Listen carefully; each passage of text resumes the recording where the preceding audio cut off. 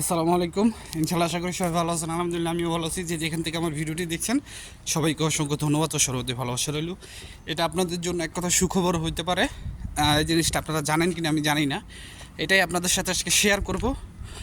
ইনশাআল্লাহ VFS global এবং Italy embassy নিয়ে আরও কিছু কথা বলবো, তো অবশ্যই ভিডিওটা পুরোটা দেখার চেষ্টা করবেন ইনশাআল্লাহ।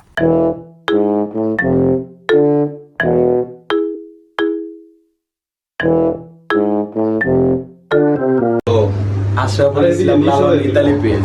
ঠিক আছে, আমরা চারজনে ভিসা কালেক্ট করলাম। এই যে আমাদের পাসপোর্ট, এই যে আমাদের আমরা চারজন। ঠিক আছে ভাই, সবাই পাসপোর্টে দিয়ে আস না।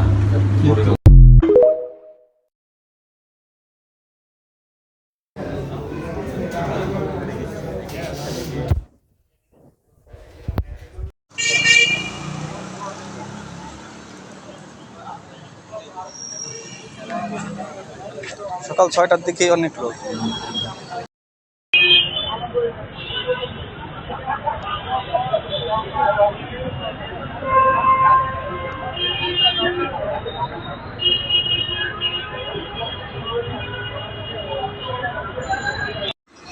ঢাকা নাফি টাওয়ার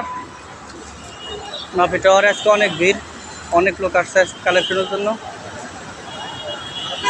সাবমিটের জন্য আসছে। আলহামদুলিল্লাহ। প্রথমে আমি যে কথাটা বলতে চাই যে আপনারা দেখছেন লাস্ট 3-4 দিন ভিএফএস গ্লোবাল থেকে প্রচুর পরিমাণ ভিসা এবং পাসপোর্ট সাবমিট হয়েছে, দেখছেন না? এটা তো আপনারা সাক্ষী, এটার প্রমাণ তো আমার দেওয়া লাগবে না আপনাদের কাছে, তাই না? এখন কথা হচ্ছে, আপনারা জানেন যে আমার দুইটা ফ্রেন্ডের কিন্তু নলস্তা রেভোকারে করা হয়েছে, যার কারণ ছিল মালিকের আসাফেরাসিওনে এবং দুপ সার্টিফিকেটের যে জমা দেওয়ার কথা ছিল, মালিক সেই সময় জমা দিতে পারে না। তো আমার সাথে মালিকের ছিল দুইজন, মানে মালিক দুইটা ছিল। সেই মালিকের আরও সিজনাল ভিসা আছে, তো সেই সিজনাল ভিসা আপনারা 26 তারিখে আন্দোলন করছেন, 27 তারিখে পাসপোর্ট সাবমিট করার জন্য মেসেজ আসছিলো এবং সে ছেলে কিন্তু ভিসা পেয়ে গেছে। কালকে সেটা নিয়ে আমি ডিসকাশন করছি আমার যে মধ্যস্থকারী, মানে আমার ভাইয়ের সাথেই। তো সেই ছেলে কালকে ভিসা পাইছে, তো সেই ছেলেরও সিজনাল। তো যে ভিসাটা পাইছে সেটারও তারও সিজনাল ভিসা ছিল, ঠিক আছে। কিন্তু একটা আশ্চর্যের বিষয় হচ্ছে মালিকের কাছে কোনো ধরনের মেইল আসে নাই, কোনো ধরনের কিছুই আসে নাই। সে ভিসাটা পাইছে এবং মালিকের আরও ভিসা ছিল, মানে আরও জমা ছিল, কিন্তু তার একাই পাইছে, ঠিক আছে। মালিকের কাছে কোনো আলেজ্জর কথা বলা হয়নি, মালিকের কাছে কোনো আপনার দুপ সার্টিফিকেট চাওয়া হয়নি, মালিকের কাছে কোনো আস্থা ফেরাচ্ছিও চাওয়া হয়নি।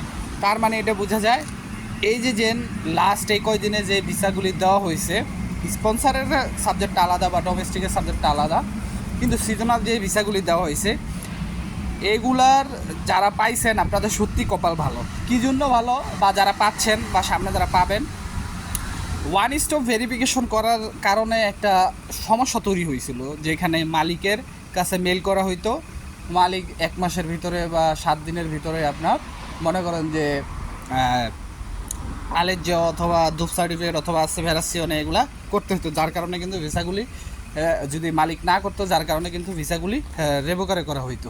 তো এই জিনিসটা হয়তোবা তারা একটুখানি হয়তোবা স্কিপ করছে, যার কারণে এরকম আপনার এতগুলি ভিসা বা এতগুলি আপনার মানুষ ভিসা পাইছে বা পাসপোর্ট সাবমিট করার জন্য মেসেজ আসছে। এটা আই থিঙ্ক আমি গেস করতেছি, কারণ না হলে মালিকের কাছে আসে নাই, তাহলে কিভাবে তারা ভিসা পাইবে। এখন সবার ক্ষেত্রে হবে কি না সেটা কিন্তু আমি বলি নাই, আবার কেউ ভুল বুঝবেন না। দ্বিতীয় কথা হলো, আপনারা কি এখন লাগাতার এরকম মেসেজ পাবেন কিনা? লাগাতারই মেসেজ পাবেন, হয়তোবা আগামী 2 থেকে 3 মাসের ভিতরে আপনার পুরানো যে ফাইলগুলি আছে এগুলো সব কিছুর সমাধান করে ফেলবে। তো আমি আপনাদেরকে একটা জিনিসই বলবো, আপনারা ধৈর্য ধরেন। আর ফ্যামিলি ভিসা যাদের আছে, অনেকেরই হাজব্যান্ডের পারমিসিডিসের জন্য যেটা গ্রিন কার্ড বলেন আপনারা, এটার হয়তোবা ম্যাচ শেষ হওয়ার কারণে অনেকেরই মেসেজ আসতেছে যে এটার যে ম্যাচ শেষ, নতুন করে এটা নবায়ন করে এটার কপি দেওয়ার জন্য তার আপনারা কপি দিবেন এবং লিগালাইজেশন করবেন। আপনাদের কোনো ভয় নাই, যে আপনারা অনেকেই ভয় পান যে ভিসা হইব না, এইগুলো হচ্ছে একদমই ভুয়া কথা। ফ্যামিলি ভিসা সহজে রিজেক্ট হয় না। তো জাস্ট আমি এই কথাগুলি বলবো আপনাদের। আর 1 তারিখ থেকে ফর্ম পূরণ, যারা নতুনভাবে আবেদন করবেন তারা এখনই প্রস্তুতি নিন। সবাই ভালো থাকবেন। আজকের মতো এখানে। আসসালামু আলাইকুম, আল্লাহ হাফেজ।